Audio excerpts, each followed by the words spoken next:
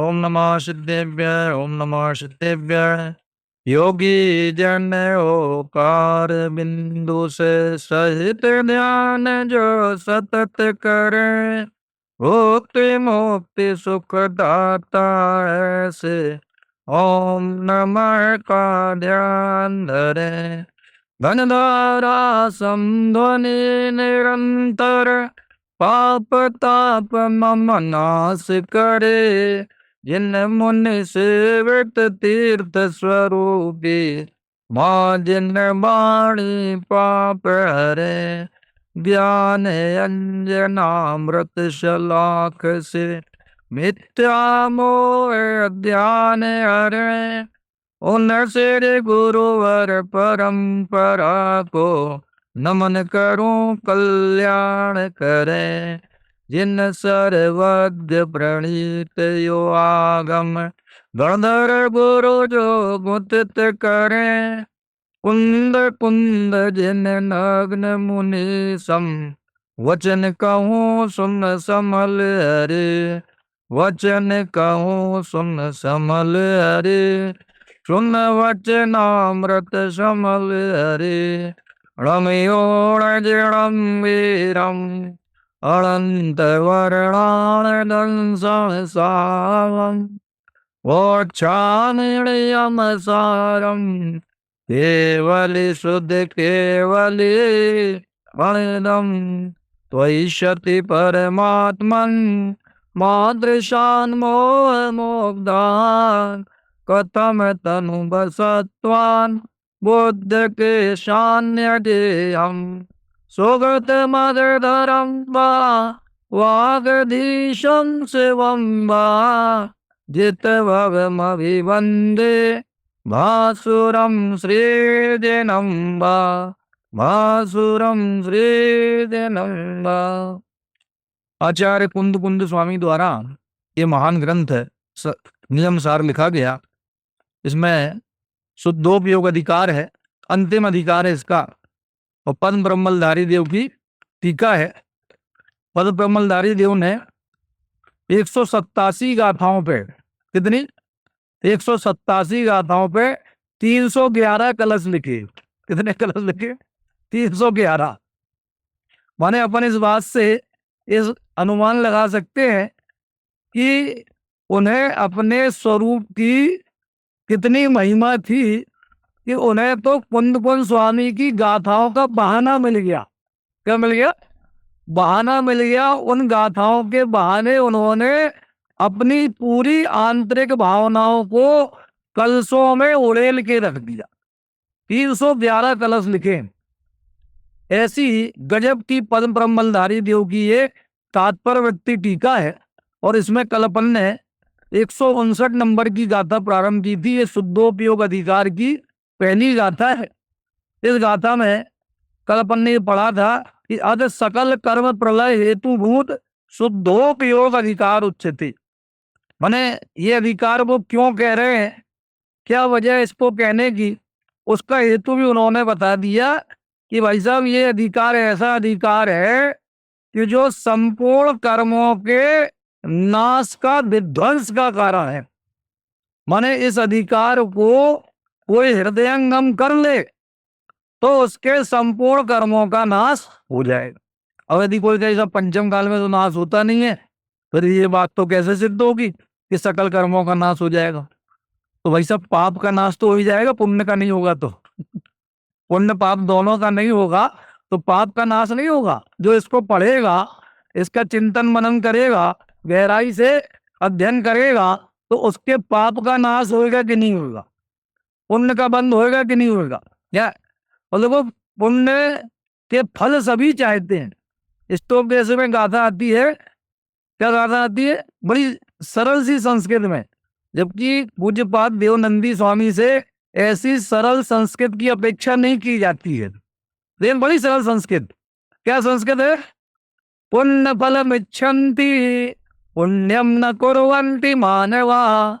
पाप फलम नेच्छन्ति, पापम च कुर्वन्ति मानवा। इस सारे जगत के लोग पुण्य के फल को तो चाहते हैं, ठाट बाट, ऐसो आराम, बाहर की सारी सुख सुविधाएं, कहीं कोई तकलीफ ना हो किसी प्रकार की। लोग कई बार तो इसलिए नहीं भेजते बच्चों को संस्थाओं में, अरे हमारा बच्चा बिना एसी के कैसे रहेगा, हमारा बच्चा बिना एसी के कैसे रहेगा। तो एसी में पैदा हुआ था क्या? माँ के पेट में एसी लगा था? 9 महीने जब माँ के पेट में रहा तो एसी में रहा क्या? क्यों? माने लोगों को बाहर की सुख सुविधाओं की इतनी अधिक आदत पड़ गई है। इसलिए सही बताऊं, मैं तो जब देख रहा हूं आज के बच्चों को कि ये सुखिया बुद्धि के हो गए हैं। कौन से हो गए? सुखिया बुद्धि के। और जरा से कष्ट कष्ट में इतने कंपायमान हो जाते हैं जैसे धरती फट गई है, आसमान फट गया है। इतना इन्हें ऐसा लग रही है ये क्या हो गया, क्या हो गया। जबकि देखा जाए अपन मुनिराज के जीवन का विचार करो तो मुनिराज जो है अपने आत्म स्वरूप में ऐसे निमग्न रहते हैं कि बाहर में बेलें लग गई हैं, सर्प लिपट गए हैं, बिच्छू काट रहा है, क्यों? और दुनिया भर के उपद्रव उनके ऊपर हो रहे हैं, लेकिन उन्हें उससे कोई मतलब नहीं है, बिल्कुल अपने काम में लगे हुए हैं। तुम लोगों ने एक ग्रंथ पढ़ा होगा, वह कि नहीं, हम लोग तो जब पढ़ते थे तब था, शिवराज विजय अंबिका दत्त व्यास का है। है अभी तो बढ़िया है, फिर तो बदला नहीं है। उसमें एक पंक्ति आती है, कार्यम व साधेयम देहम व पातेयम। क्या मतलब है इसका? या तो मेरी देह चली जाएगी या कार्य सिद्ध होके रहेगा। माने देह के जाने की कीमत पर भी कार्य सिद्ध करने की लोग भावना रखते। तो अपन तो ये जिनागम पढ़ रहे हैं और उसमें सुख सुविधाओं का विचार करें। सही बोल रहा हूं, मैं तो स्वर्ण काल मानता हूं अपने जीवन का। जो शास्त्रीय आचार्य का हमारा समय था यहाँ का, वो हमारे जीवन का स्वर्ण काल है। तो मैंने तो बाद का भी देख लिया ना, 50 के पार हो गया मैं, 50 के पार हो गया, तो मैंने तो बाद का भी समय देख लिया ना। तो मैं ये अब देखता हूँ बच्चों को कि बेटा ये जो तुम्हें समय मिला केवल अध्ययन में लगे रहो, केवल अध्ययन में, और कोई समय नहीं मिलेगा। फिर तो बाद में घृत लवा तेल तंडुल के चक्कर में ऐसे फंसोगे, ऐसे बुरे फंसोगे कि तुम्हें यही दिन याद आएंगे, अरे भाई साहब क्या बढ़िया दिन थे, न खाने की चिंता न पीने की चिंता, बना बनाया मिल रहा है, क्यों?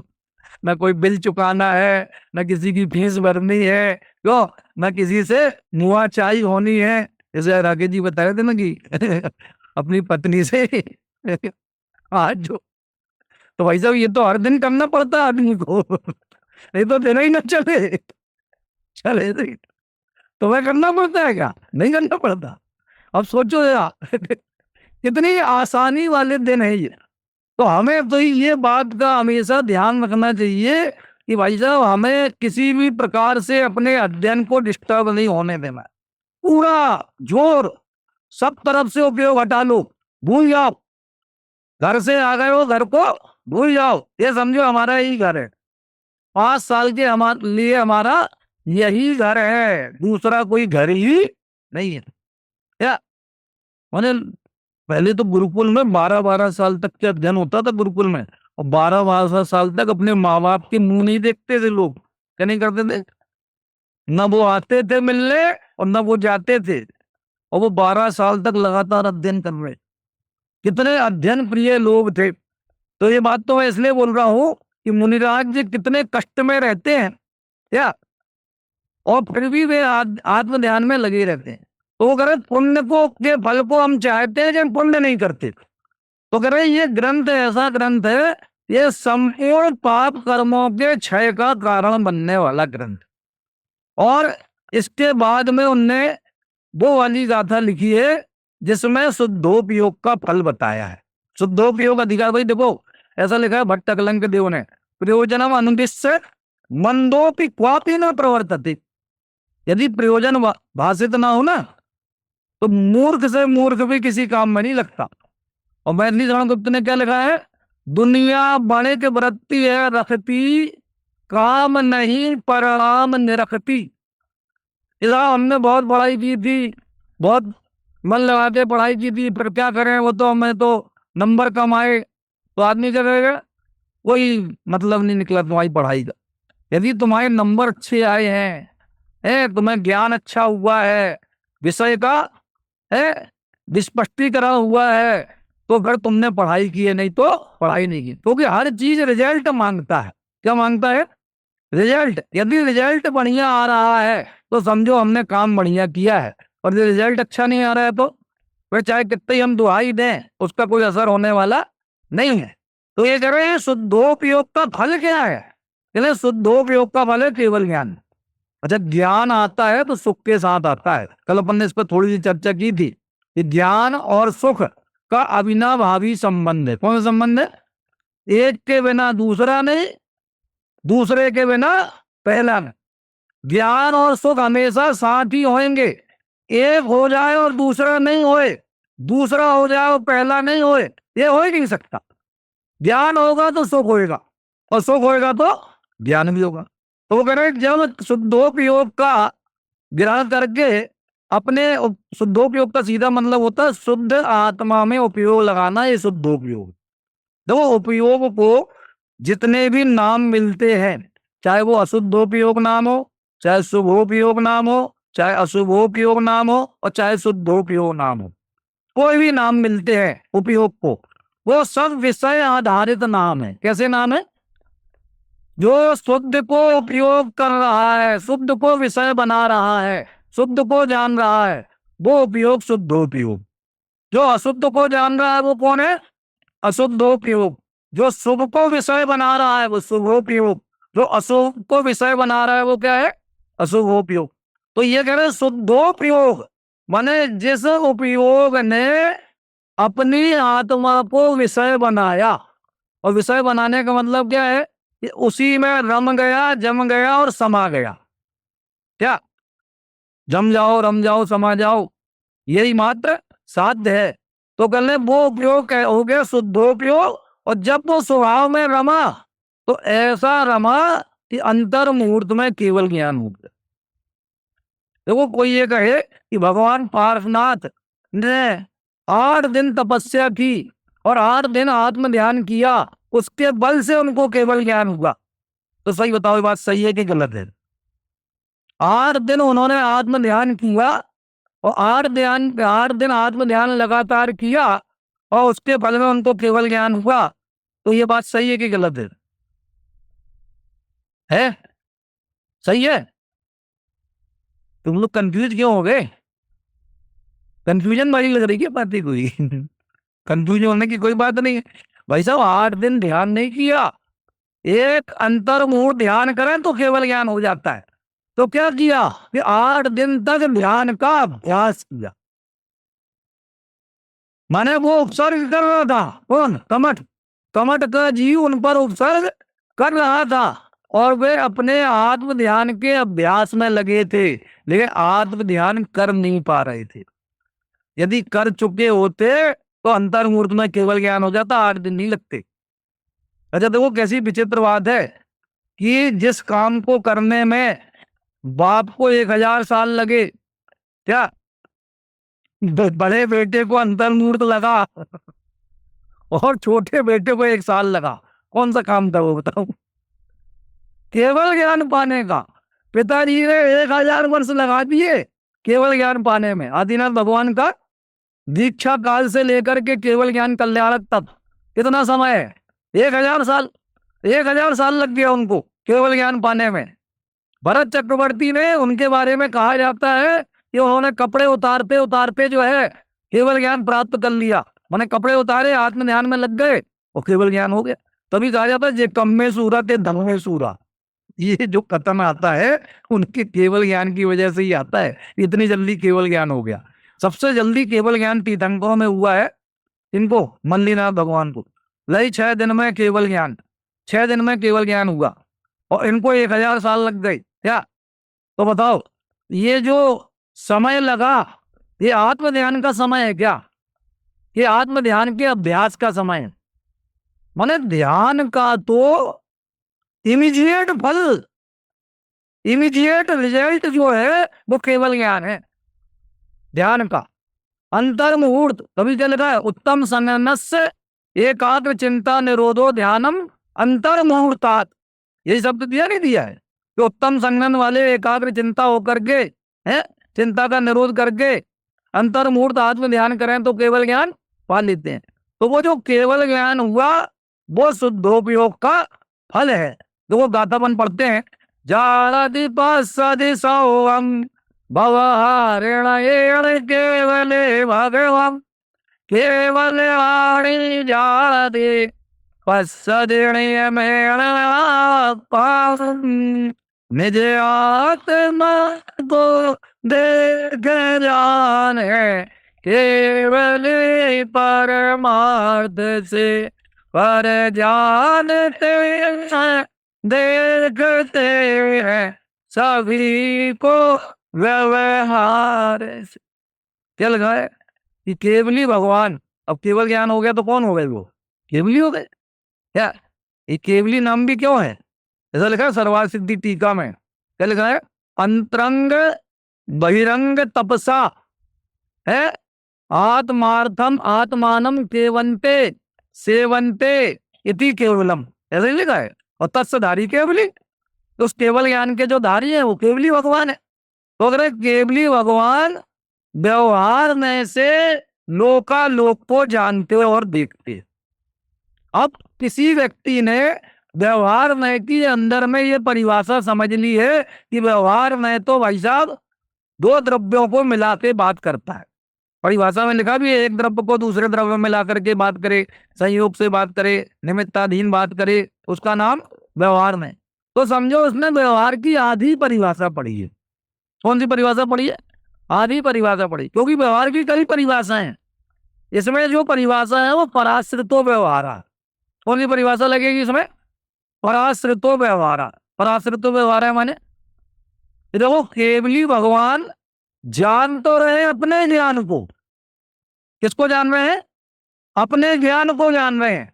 क्या डॉक्टर लोग भी बोलते हैं कि हम सामने वाले व्यक्ति को नहीं देखते हैं, सामने वाले की जो चित्र या बिंब हमारी आंखों की पुतली में, पुतली वायु है ना, ये पुतली वायु अपनी, इसमें जो पड़ता है उसे देखते हैं। किसको? जो बिंब पड़ता है। तो ये बात सिद्ध करती है कि वास्तव में ज्ञान को ही हम जानते हैं। क्या एक पंक्ति भी आती है, बड़े पंडित जी साहब की पंक्ति है वो, कौन सी? जो कुछ झलकता ज्ञान में वह गे नहीं बस ज्ञान है, नहीं गे कृत किंचित मलिनता सहज स्वच्छ सुज्ञान है। क्या अभी भाई साहब का प्रवचन सुबह सुन रहे थे ना, शांति जी भाई साहब का। कल के प्रवचन में, आज के प्रवचन में हमने बात बताई थी, शुद्ध में और स्वच्छ में क्या अंतर है। ध्यान दिया था ना? शुद्ध में स्वच्छ में क्या अंतर है? स्वच्छ तो ज्ञान कभी हो ही नहीं सकता। स्वच्छ नहीं हो सकता माने भाई साहब, स्वच्छ नहीं होने का मतलब कोई कहे कि यदि गे ज्ञान में आते हैं, ये अस्वच्छता है। क्या है ये अस्वच्छता है कि भाई साहब हमें तो ज्ञान का अनुभव करना है, और जिस दिन हमारे ज्ञान में से सारे ज्ञान नदारद हो जाएंगे, सारे ज्ञान गायब हो जाएंगे, उस दिन हम निखालिस शुद्ध ऐसे निर्मल ज्ञान का अनुभव कर लेंगे। अब वो कब आएगा दिन हमें पता नहीं। अब ज्ञान, अब ये कब छोड़ते हैं हमारे ज्ञान का पीछा और कब हमारे ज्ञान से बाहर भागते हैं, वो तो गुणों पर डिपेंड है। कब जाएंगे वो उन पर डिपेंड है। क्यों? तो बताओ, इसका नाम स्वच्छता है क्या? कभी ऐसा दिन आएगा क्या कि हमारे ज्ञान में से सारे जीव गायब हो जाएंगे? क्या ये हमने दर्पण को कहां धर दिया? सबसे छुपा के, सबसे लुका के अंधेरे में धर दिया। अब कोई इसमें अपना चेहरा नहीं दिखा पाएगा। तो सही बताओ, उसमें अंधेरा झलकेगा कि नहीं झलकेगा? अंधेरे ने दर्पण पे कब्जा कर लिया कि नहीं कर लिया? इस जिस दर्पण को हम सबसे बचा के, सबकी नजरों से बचा के ले गए, उस दर्पण में भी अंधेरा प्रकाशित हो रहा है। इसका मतलब ये स्वभाव है, सबको प्रकाशन करना, सबको जानना, सबको देखना, ये हमारा स्वभाव है। या देखो हम सब लोगों को देख रहे हैं आराम से, आप भी हमें देख रहे हो, हम भी सब आपको देख रहे हैं, ठीक है? तो आपको कोई दिक्कत नहीं है। और मान लो किसी बच्चे को हम बिल्कुल घूरने लग जाएं, उसी उसी को देखें, किसी को ना देखें। फिर वो भी बच्चा अचकचा जाएगा, सोचेगा कि क्या हो गया इनको, क्या हमें कुछ हो गया है क्या? तो देखने में किसी को ऐतराज नहीं है, घूरने में ऐतराज है। घूरने में राग द्वेष है। घूरने में क्या है? राग द्वेष है। और देखना तो बिना राग द्वेष के होता है। केवली भगवान जो है लोकालोक को देख रहे हैं। अब बताओ, अपने कोई दिक्कत है क्या? पहले जमाने में क्या होता था कि जब कोई बच्चा चोरी करता था, पहली पहली बार छोटा बच्चा चोरी कर लिया उसने, अब वो चोरी करके आया, अपनी मम्मी से बता रहा बड़े खुश होकर के, मम्मी मैं चुपके से पार कर ली।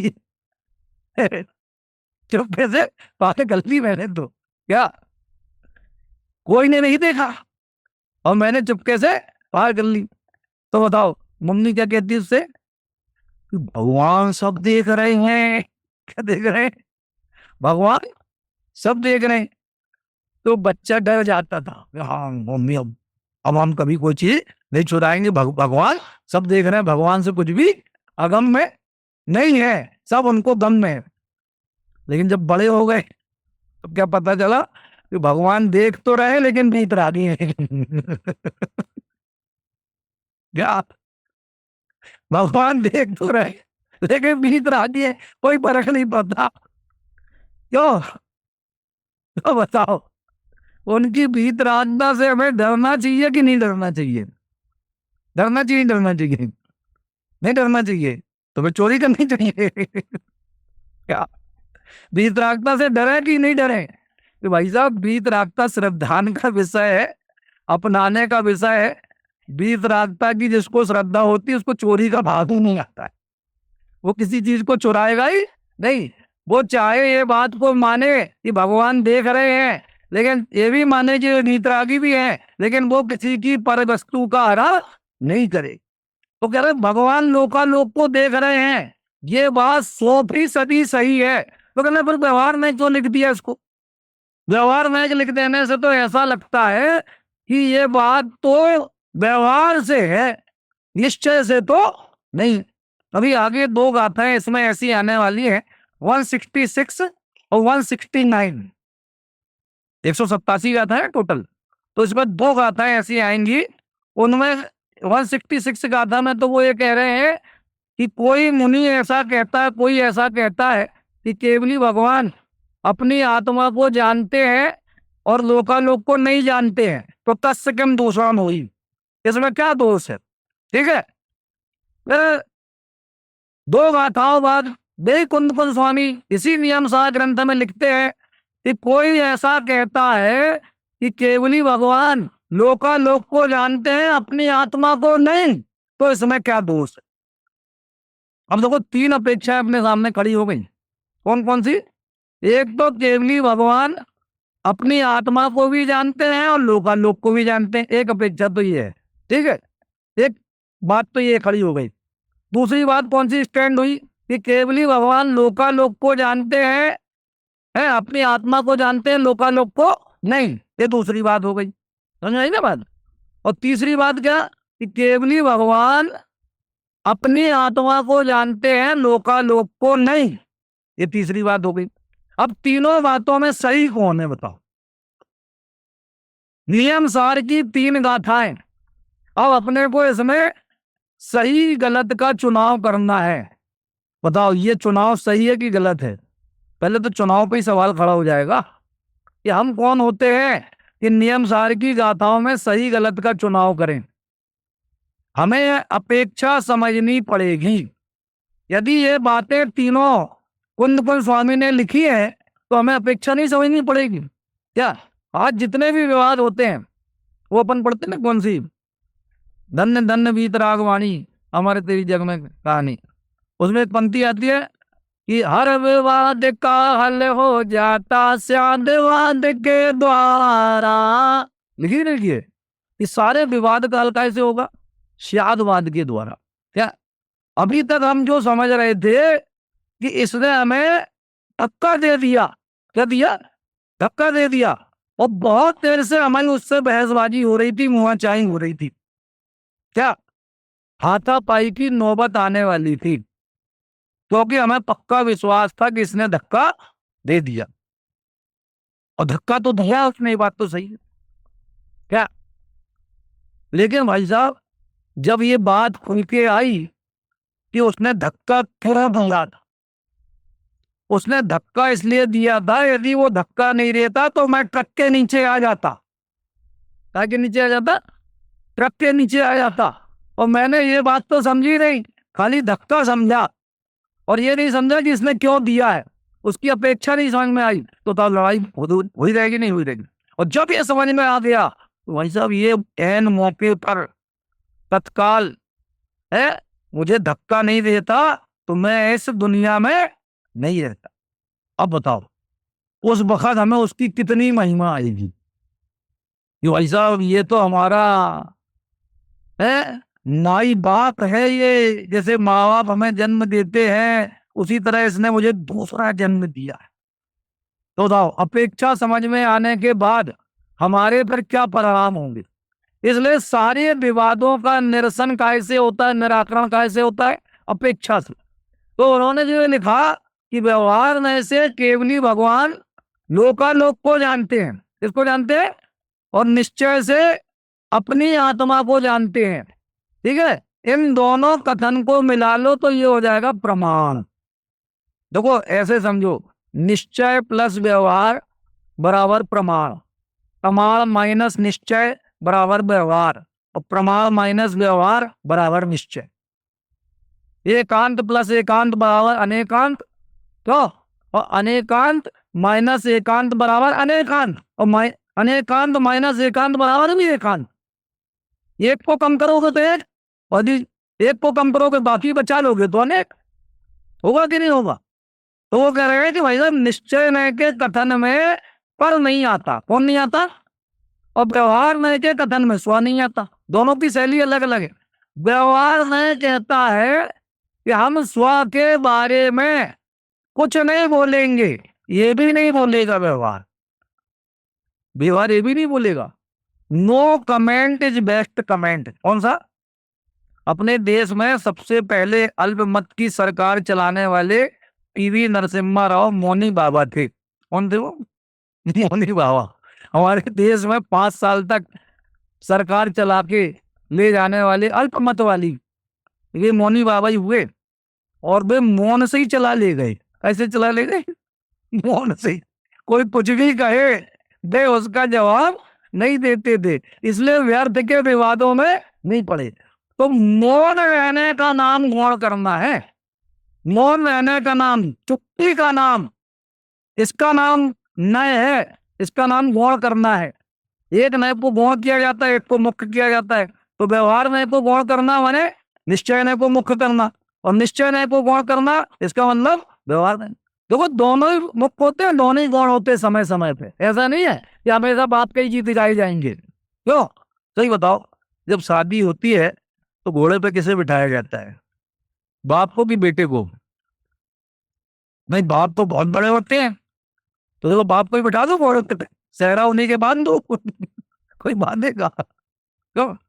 बाप महान है, सर्वशक्तिमान है, क्यों है, सब कुछ है, तो क्या हो रहा है, हमेशा ही मुख्य किया जाएगा क्या? तो भाई साहब विवाह के प्रसंग में तो बेटा मुख्य होगा, बाप गौण हो जाएंगे।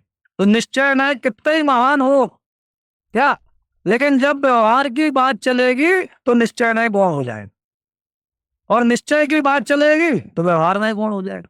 लेकिन ये बात जरूर है कि बाप की बात का निषेध बेटा नहीं कर सकता है, लेकिन बेटे की बात का निषेध बाप कर सकते हैं। इसलिए बाप है निश्चय और बेटा है व्यवहार। कौन है निश्चय, कौन है व्यवहार? तो इनमें कौन सा संबंध है? निषेध निषेधक संबंध। व्यवहार है निषेध और निश्चय है निषेधक। निश्चय की भाषा है न तथा। कौन सी भाषा है? वो ये भी नहीं बोलता कि तुम क्या बोल रहे हो, बताओ तो क्या बोल रहे हो, तुम बताओ तो ना क्या बोल रहे हो, हम सुने तो सही क्या बोल रहे हो। वो कहेगा न तथा, तुम कुछ भी बोलो, न तथा ऐसा है ही नहीं। अरे यहां तक आचार्यों ने लिखा है कि आत्मा में ज्ञान दर्शन सुख चारित्र आदि के गुण भेद नहीं है। व्यवहार मैंने गुण भेद खड़े किए हैं, अनुपचरित सद्भूत व्यवहार मैंने वो वेद खड़े किए, तो जो निश्चय में आया उसने कहा ऐसा नहीं है। तो व्यवहार मैंने कहा कि लोकालोक को भगवान जानते हैं, व्यवहार मैंने कहा, तो निश्चय ने कहा नहीं, वे तो अपनी आत्मा को जानते हैं। तो कई बार ऐसा लग सकता है कि अपनी आत्मा को जानने में लोकालोक का जानना निषिद्ध हो जा रहा है, इसलिए इस बात को ज्यादा तूल मत दो कि वे अपनी आत्मा को जानते हैं, लोकालोक को नहीं जानते, नहीं तो सर्वज्ञता की हानि हो जाएगी। काय की हानि हो जाएगी? अच्छा एक बात बताओ, आत्मज्ञ के द्वारा कहा गया, आत्मज्ञ व्यक्ति के द्वारा कहा गया उपदेश वो प्रमाणिक है कि सर्वज्ञ के द्वारा कहा गया उपदेश वो प्रमाणिक है? आज सही बताओ, भगवान की जिह्वाणी की जो प्रामाणिकता है वो उनके आत्मज्ञ होने की वजह से है कि सर्वज्ञ होने की वजह से? यदि हमें ये बात पता लग जाए कि इन्हें कुछ भी नहीं पता है और ये अपने मन से बोल रहे हैं, इन्हें कुछ भी नहीं पता है, अपने मन से बोल रहे हैं, इन्हें ये भी नहीं पता है कि जो बोल रहे हैं सही बोल रहे हैं कि गलत बोल रहे हैं, तो बताओ हमें उनकी बात पे प्रामाणिकता आएगी क्या? विश्वास होगा क्या? और ये मान लो कि नहीं, ये अपने इस विषय के अधिकारी हैं, इनने बहुत चिंतन मनन किया है और तब ये बोल रहे हैं, तो विश्वास आ जाता नहीं है जब? तो बताओ, वाणी की प्रामाणिकता का आधार जब भी कभी कोई बना है तो ज्ञानी बना है कि नहीं बना है? अब व्यवहार में से सर्वज्ञता की बात कही और निश्चय ने उसका निषेध कर दिया। इसका निषेध कर दिया। अब देखो, निषेध वैसे तो नहीं किया है, कोई कहे कि साहब निषेध कहाँ किया है, वे तो कह रहे हैं निश्चय ने से केवल ज्ञानी भगवान अपनी आत्मा को जानते हैं, निश्चय ने से, लेकिन अपनी आत्मा लिख दिया ना, और कुछ तो नहीं लिखा ना, तो इसका मतलब लोकालोक को नहीं जानते, ऐसे ही तो अर्थ निकलेगा। लेकिन वो कह रहे जब भी अपनी आत्मा को जानते हैं तो अपनी आत्मा के जानने में लोकालोक का जानना भी आ जाता है। देखो, अपन ने दो शब्द सुने हैं, एक शब्द सुना है ज्ञानाकृति और एक शब्द सुना है ज्ञेयाकृति। ये खाली शब्द ही शब्द हैं क्या? एक शब्द सुना है पानी और एक शब्द सुना है जल, दो अलग अलग चीजें हैं। जलम माना है और तोयम माना है, जल लाओ, तुम जल ले आओ, तुम पानी ले आओ, तो ये दो अलग अलग चीजें ला के देगा वो। चाहे कोई बोले तोय माना है तो भी जल ला के देगा, और चाहे बोले जल माना है तो भी जल ला के देगा, क्यों? उसी तरह से ज्ञेयाकार और ज्ञानाकार ये शब्द ही शब्द हैं, दो शब्दों की जादूगरी है ये, इसके अलावा और कोई अंतर नहीं है। जो ज्ञेयाकार है वही ज्ञानाकार है और जो ज्ञानाकार है वही ज्ञेयाकार। क्या मतलब कि देखो, भगवान अपने ज्ञान को जान रहे हैं। किसको जान रहे हैं? अब ज्ञान में ऐसी विशेषता है कि वो ज्ञान स्वयं ज्ञेयो जैसी आकृति अपने में बना लेता है। क्या बना लेता? तो अपने में बना लेता है। अब बताओ, पिताजी की फोटो लगी है घर पे, माला चढ़ी हुई है, पिताजी की फोटो लगी हुई है। अब कोई नवागंतुक आया, मेहमान आया, है ना, तो उसने कहा ये कौन है? तो हमने कहा पिताजी है हमारे। कौन है हमारे? पिताजी हैं। अब बताओ, वो पिताजी हैं? ऐसे थे पिताजी, आधे अधूरे, खाली उनका सिर था, धड़ भी पूरा नहीं था, ऐसे आधे अधूरे पिताजी तुम्हारे। बताओ, कोई बोलता है ऐसा? तो अच्छा, वो पिताजी है, ये पिताजी की फोटो है पिताजी की फोटो है, तो उस फोटो पर पिताजी का आरोप लगा के है व्यवहार किया जाता है कि ये पिताजी है कि नहीं है। उसी प्रकार से जो ज्ञान में आकृति बनी वो है तो ज्ञान की बनी हुई। काय की बनी हुई है? वो ज्ञान की बनी हुई, लेकिन वो ज्ञेय जैसी दिख रही है। कैसी दिख रही है? ज्ञेय जैसी दिख रही है। उदाहरण ये दिया, दर्पण में लगी हुई आग, दर्पण में सुलगती हुई आग, दर्पण में दिखती हुई आग, आग है कि दर्पण है? सही बताओ, आग है कि दर्पण है? क्या बच्चा बताओ, आग है कि दर्पण है? दर्पण है। कोई उसे आग मान के पतीला धर दे चाय बनाने के लिए तो बन जाएगी चाय, पतीले में चाय बन जाएगी इसकी। आग जल तो रही है, ये भाई साहब आग वाग नहीं है, वो दर्पण है, वो दर्पण की स्वच्छता है। वो दर्पण का प्रकाश है, वो दर्पण की चमक है। तो उसी प्रकार से लोकालोक की जो आकृति भगवान के ज्ञान में बन रही है वो लोकालोक जैसी है, लेकिन उसमें लोकालोक नहीं है, या नहीं उसमें। तो यदि उसमें लोकालोक नहीं है, वो लोकालोक की खाली आकृति है, तो फिर लोकालोक तो निराकार हो जाएगा। क्या हो जाएगा? जैसे हमने कहा तुमने तो रूपा की बनियान पहन ली, रूपा क्या पहनेगी अब?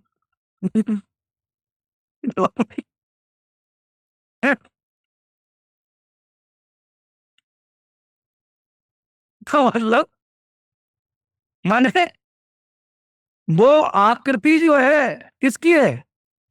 ज्ञान की है कि ज्ञेय की है? सही बताओ। माने हम उसे ज्ञेय की कह रहे हैं, लेकिन वो है भाई साहब ज्ञान की आकृति।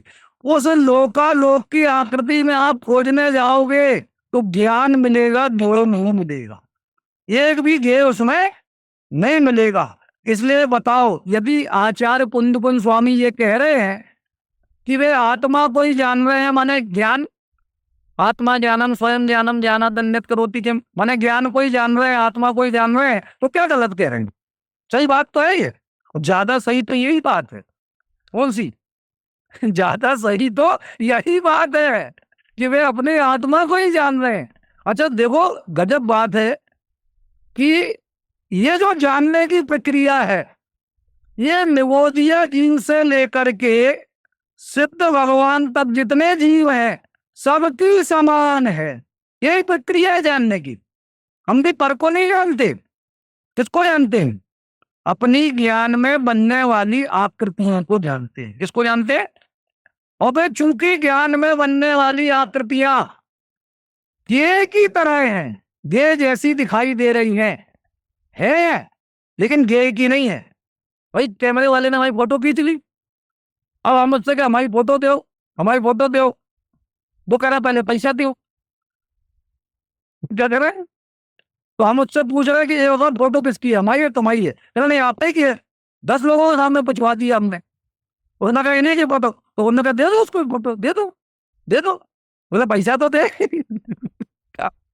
कहने का मतलब ये है कि वो फोटो हमारी तब होगी जब उसकी पेमेंट हम कर देंगे। लेकिन बताओ वो कैमरे वाले के कैमरे से निकली है, तो बताओ वो हमारी फोटो है कि उसी की फोटो है? किसकी फोटो है? जब तक पैसा नहीं मिलेगा उसकी है, पैसा दे दो तो हमारी हो जाएगी। क्या कहने का मतलब ये है कि वो ज्ञेयाकृति ज्ञान की ही रहने वाली है, ज्ञेय की कभी होने वाली नहीं है। तो कहा क्यों कि भाई साहब वो प्रामाणिकता के लिए कहा, नहीं तो भाई साहब भगवान के वचन जो है ना वो अप्रामाणिक हो जाएंगे। कैसे हो जाएंगे? अप्रामाणिक हो जाएंगे। यदि भगवान लोकालोक को नहीं जानते हैं, सर्वथा ये बात मान ली जाए कि भगवान लोकालोक को नहीं जानते हैं, तो लोकालोक को जाने बिना उनने जितना कुछ कहा है 6 द्रव्यों के बारे में, विश्व के बारे में, वस्तु व्यवस्था के बारे में, उसका आधार क्या है? उसकी सत्यता का आधार क्या है? बताओ।